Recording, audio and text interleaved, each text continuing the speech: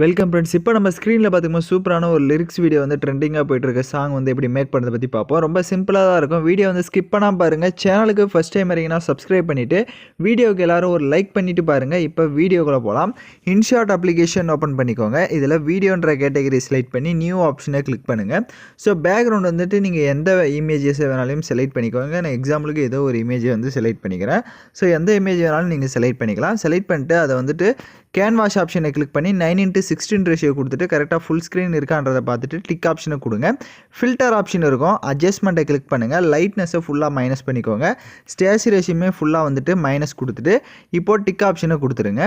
இப்போ அதோடைய டியூரேஷன் நீங்கள் எத்தனை செகண்ட் எடிட் பண்ணலான்னு இருக்கீங்களோ அத்தனை செகண்டுக்கு ட்ராக் பண்ணிக்கோங்க. இப்போ வீடியோவோட ஃபஸ்ட்டுக்கு வந்துட்டு பிப்புன்ற ஆப்ஷன் இருக்கும். அதை செலக்ட் பண்ணுங்கள். இப்போ நீங்கள் எந்த ஃபோட்டோ வச்சு எடிட் பண்ணலான்னு இருக்கீங்களோ அந்த ஃபோட்டோவை 1 by 1 நம்ம செலக்ட் பண்ணிக்கலாம். கப்புள்ஸாக இருந்தாலுமே சரி, சோலோவாக இருந்தாலும் சரி, இது வந்து நம்ம லவ் ஃபீலிங் சாங் மாதிரி தான் மேக் பண்ண போகிறோம். ஸோ அதுக்கு ரிலேட்டடாக உங்கள் ஃபோட்டோஸ் வந்து நீங்கள் செலக்ட் பண்ணிக்கோங்க. இப்போ நான் எனி ஒன் ஃபோட்டோவை செலக்ட் பண்ணிக்கிறேன். இப்போ ஃபோட்டோவை செலக்ட் பண்ணிட்டு ரைட் சைடு கிராப் ஆப்ஷனை கிளிக் பண்ணுங்கள். ஸோ அதில் 4:5 ரேஷியோ இருக்கும். ஸோ 4:5 ரேஷியோ கொடுத்துட்டு கரெக்டாக உங்களோட ஃபோட்டோ வந்து ஃபேஸ் கவர் ஆகிற மாதிரி இந்த மாதிரி கிராப் பண்ணிவிட்டு டிக் ஆப்ஷனை கொடுத்துக்கோங்க. இப்போ கீழே பார்த்தீங்க அப்படின்னா உங்களுக்கு மாஸ்க்ன்ற ஐக்கான் இருக்கும். அதை செலக்ட் பண்ணுங்கள். ஸோ அதில் ஃபஸ்ட் ஆப்ஷனை கிளிக் பண்ணுங்கள். ஃபஸ்ட் ஆப்ஷனை கிளிக் பண்ணிவிட்டு இந்த மாதிரி நீங்கள் லைட்டாக அட்ஜஸ்ட்மெண்ட் பண்ணிங்கன்னா உங்களுக்கு தெரியும். ஸோ அதில் கீழே டவுன் பண்ணுற மாதிரி ஒரு ஆப்ஷன் இருக்கும். அதை லைட்டாக அந்த மாதிரி ஸ்லைடு பண்ணிங்க அப்படின்னா அது உங்களுக்கு பிளெண்ட் ஆகும். ஸோ தேவையான அளவுக்கு லைட்டாக பிளெண்ட் பண்ணிட்டு டிக் ஆப்ஷனை கொடுத்துருங்க. இப்போ இந்த இமேஜோட சைஸை கம்மி பண்ணிவிட்டு மேலே இந்த மாதிரி செட் பண்ணுங்கள். ஸோ இப்போ எப்படி நான் செட் பண்ணியிருக்கேன்றதை பார்த்தீங்கன்னா தெரியும். இந்த மாதிரி செட் பண்ணிட்டு அதோடைய டியூரேஷன் எண்டிங் வரையும் ட்ராக் பண்ணிக்கோங்க. கீழே ஸ்க்ரோல் பண்ணிங்கன்னா காப்பின்னு இருக்கும். அந்த காப்பி பண்ணிக்கோங்க. அந்த இமேஜை காப்பி பண்ணிவிட்டு இந்த மாதிரி சைடாக மறுபடியும் இன்னொரு இமேஜ் வந்து இந்த இடத்துல செட் பண்ண போகிறோம்.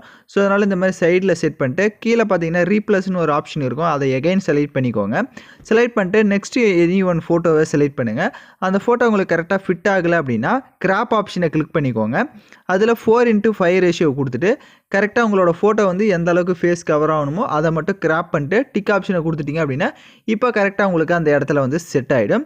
இப்போ எகைன் வீடியோவோட ஃபஸ்ட்டுக்கு வந்துட்டு பிப் ஆப்ஷன் செலக்ட் பண்ணுங்கள். இப்போ ஃபோட்டோ வந்து பேக்ரவுண்ட் எரேஸ் பண்ண ஃபோட்டோவாக இருக்கணும். உங்களுக்கு ஃபோட்டோவை பேக்ரவுண்ட் எரேஸ் பண்ண தெரியலன்னா டிஸ்கிரிப்ஷனில் வீடியோ லிங்க் கொடுத்துருக்கேன். அந்த வீடியோ பார்த்து உங்களோட ஃபோட்டோவை நீங்கள் பேக்ரவுண்ட் எரேஸ் பண்ணிக்கோங்க. இப்போ நான் ஆல்ரெடி எரேஸ் பண்ணி வச்சுருக்க ஃபோட்டோவே செலக்ட் பண்ணிக்கிறேன். இப்போ ஃபோட்டோ செலக்ட் பண்ணி வாட்டி உங்களுக்கு தேவையான அளவுக்கு இந்த மாதிரி ஜூம் பண்ணிக்கோங்க. ஸோ கப்புள்ஸாக இருந்தாலும் சரி, எகைன் சொல்கிறேன், சோலோவாக இருந்தாலும் சரி, கப்புள்ஸாக இருந்தாலும் சரி, அதுக்கு ரிலேட்டடாக நீங்கள் ஃபோட்டோஸை இந்த மாதிரி செலக்ட் பண்ணிக்கோங்க. ஃபோட்டோ செலக்ட் பண்ணி இந்த மாதிரி சென்டரில் செட் பண்ணுங்கள். அதே மாதிரி அதோடைய டியூரேஷன் எண்டிங் வரையும் ட்ராக் பண்ணிவிட்டு கீழே மாஸ்க் ஆப்ஷனை கிளிக் பண்ணுங்கள். இதுக்கும் அதே மாதிரி தான் அந்த ஃபஸ்ட் ஆப்ஷனை செலக்ட் பண்ணுங்கள். இதுக்கும் நம்ம லைட்டாக வந்துட்டு அந்த ஷேடோ வந்து இங்கே செட் பண்ண போகிறோம். ஸோ அதனால் இந்த மாதிரி லைட்டாக அந்த மாதிரி கம்மி பண்ணிங்க அப்படின்னா உங்களுக்கு அது வந்துட்டு பிளெண்ட் ஆன மாதிரி இருக்கும். இப்போ டிக் ஆப்ஷனை கொடுத்துட்டு கரெக்டாக உங்களுக்கு எந்த அளவுக்கு வேணும்னு நினைக்கிறீங்களோ அந்த அளவுக்கு உங்களோட ஃபோட்டோஸை வந்து நீங்கள் ஜூம் பண்ணிக்கோங்க. ஸோ ஜூம் பண்ணிவிட்டு கரெக்டாக ஸ்க்ரீனுக்குள்ளே கவர் ஆகணும். இந்த மாதிரி சென்டரில் வந்து செட் பண்ணிக்கோங்க. அந்த ஃபோட்டோவுக்கு ஃபில்டர் ஆப்ஷனை கிளிக் பண்ணிவிட்டு அட்ஜஸ்ட்மெண்ட்லாம் தேவையான அளவுக்கு உங்கள் ஃபோட்டோவுக்கு செட் பண்ணிக்கோங்க. இப்போ எகைன் கீழே பிப்புன்ற ஆப்ஷன் இருக்கும். அதை செலக்ட் பண்ணி வீடியோ கேட்டகரி கிளிக் பண்ணுங்கள். லிரிக்ஸ் வீடியோ வந்து செலக்ட் பண்ணிக்கலாம். ஸோ லிரிக்ஸ் வீடியோ நான் உங்களுக்கு கொடுத்துருப்பேன். நான் யூஸ் பண்ணுற சாங்கு. இந்த வீடியோக்கான மெட்டீரியல் ஃபுல்லாக நம்ம டெலிகிராம் குரூப்பில் கொடுத்துருக்கேன். இப்போ ஸ்க்ரீனில் ஷோ ஆகிற மாதிரி டெலிகிராம் குரூப்பில் சர்ச் பண்ணிங்கன்னா மெட்டீரியல் வரும், யூஸ் பண்ணிக்கோங்க. இப்போ லிரிக்ஸ் வீடியோ செலக்ட் பண்ணிவிட்டு கிராப் ஆப்ஷனை கிளிக் பண்ணுங்கள். ஸோ அதில் விக்கி லிரிக்ஸ்னு இருக்கும் நம்ம நேமு. அதை மட்டும் கிராப் பண்ணிட்டு டிக் ஆப்ஷனை கொடுத்துக்கோங்க. இப்போ கீழே ஸ்க்ரோல் பண்ணிங்கன்னா பிளண்டுன்னு இருக்கும். அதில் வந்துட்டு ஸ்க்ரீன் ஆப்ஷனை கொடுத்துட்டு டிக் ஐக்கானை கொடுத்துருங்க. இப்போ இதோட சைஸை வந்துட்டு கரெக்டாக அந்த ஸ்க்ரீன் பார்த்தீங்கன்னா உங்களுக்கு தெரியும் ஸ்க்ரீனு. ஸோ அந்த ஸ்க்ரீன் அளவுக்கு லைட்டாக அந்த மாதிரி ஜூம் பண்ணிக்கோங்க. ஜூம் பண்ணிவிட்டு அதை உங்களோட ஃபோட்டோவுக்கு கீழே இப்போ பார்த்தீங்கன்னா உங்களுக்கு தெரிஞ்சிருக்கும். ஸோ அந்த மாதிரி லிரிக் ஷோ ஆகிற மாதிரி ஃபோட்டோ கீழே செட் பண்ணிக்கோங்க. இப்போ ஃபில்டர் ஆப்ஷனை கிளிக் பண்ணி அட்ஜஸ்ட்மெண்ட்டுக்கு போயிட்டு ஸ்டேச்சுரேஷன் அது உங்களுக்கு பிளாக் அண்ட் ஒயிட்டாக அந்த லிரிக்ஸ் வேணும் அப்படின்னா அந்த மாதிரி ஸ்டேச்சுரேஷனை கொடுத்துட்டு நீங்கள் லைட்டாக மூவ் பண்ணி பார்த்தீங்கன்னா உங்களுக்கு பிளாக் அண்ட் ஒயிட்டாகவும் ஷோ ஆகும். ஸோ எது வேணுமோ நீங்கள் யூஸ் பண்ணிக்கலாம். ஸோ கலர்ஃபுல்லாக வேணும்னாலும் செட் பண்ணிக்கலாம், இல்லை பிளாக் அண்ட் ஒயிட்டாக கொடுக்குறதா இருந்தாலும் நீங்கள் கொடுத்துக்கோங்க. இப்போது டிக் ஆப்ஷனை கொடுத்துருங்க. வந்துட்டு மேலே எக்ஸ்போர்ட் ஆப்ஷன் இருக்கும். அதை கிளிக் பண்ணி இந்த வீடியோவை சேவ் பண்ணிக்கோங்க. ஏன்னா நெக்ஸ்ட் ஸ்டெப்பில் தான் நம்ம வந்துட்டு கொஞ்சம் எஃபெக்டெல்லாம் ஆட் பண்ண போகிறோம். ஸோ அதனால் தேவையான குவாலிட்டியில் வீடியோவை சேவ் பண்ணிவிடுங்க. வீடியோ பார்த்துட்டு இருக்க யாராவது லைக் பண்ணாமல் பார்த்துட்டு இருக்கீங்கன்னா ஒரு லைக் பண்ணிவிட்டு பாருங்கள். அப்போ தான் நமக்கு ஒரு மோட்டிவாக இருக்கும். இப்போ இந்த வீடியோவை சேவ் பண்ண வாட்டி ஹோம் ஆப்ஷனை கிளிக் பண்ணிக்கோங்க. ஹோம் ஆப்ஷனை கிளிக் பண்ணிட்டு வீடியோன்ற கேட்டகரி செலக்ட் பண்ணி நியூ ஆப்ஷனை கிளிக் பண்ணுங்கள்.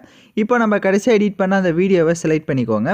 இப்போ வீடியோவோட ஃபஸ்ட்டுக்கு வந்துட்டு கீழே டெக்ஸ்ட்ன்ற ஆப்ஷன் இருக்கும். அதை கிளிக் பண்ணி டெக்ஸ்ட் ஆப்ஷனை கிளிக் பண்ணிவிட்டு எனி 4 எமோஜிஸ் வந்துட்டு 4 ஆர் 5 எமோஜிஸை செலக்ட் பண்ணிக்கோங்க. ஸோ எமோஜிஸை செலக்ட் பண்ணிவிட்டு இப்போ நான் கீழே எப்படி செட் பண்ணியிருக்கேன்றதை பார்த்தீங்கன்னா தெரிஞ்சிருக்கும். ஸோ அந்த மாதிரி கரெக்டாக வந்துட்டு ஜூம் பண்ணி கீழே அந்த மாதிரி செட் பண்ணிக்கோங்க.